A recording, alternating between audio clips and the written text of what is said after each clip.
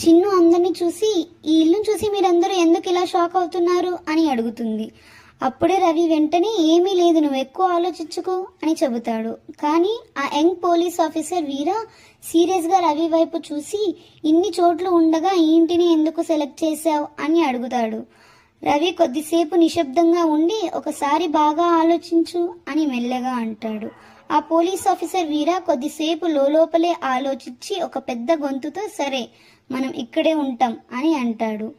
కానీ అక్కలత ఇలా అంటుంది, అన్నీ తెలిసిన మనం ఇక్కడే ఎలా ఉంటాం అని మెల్లగా అంటుంది. అందరూ మొహాలు చూసుకుంటూ భయపడుతూ ఆలోచిస్తూ వింతగా ప్రవర్తిస్తూ ఉన్నప్పుడు ఆ అమ్మాయి అసలు ఏమైంది అని లోపలే భయపడుతూ ఉంటుంది. ఆమె తన ఆసక్తిని ఆపుకోలేక మళ్ళీ చిన్ను ఇలా అడుగుతుంది, మీరందరూ ఎందుకు ఇంత వింతగా ప్రవర్తిస్తున్నారు, అసలు ఈ ఇంట్లో ఏమైంది అని అడగగానే తల్లి లత కోపంతో, చాలు, అవసరం లేని ప్రశ్నలు అడక్కు అని గట్టిగా అరుస్తుంది.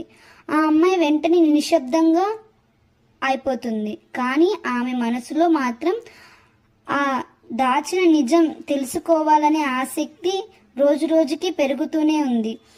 అసలు ఇంతకీ ఆ ఇంట్లో ఏం జరిగింది, వాళ్ళెందుకు చూసి భయపడుతున్నారు ఆ ఇంటిని తెలుసుకోవాలంటే నెక్స్ట్ ఎపిసోడ్ వరకు వెయిట్ చేయండి.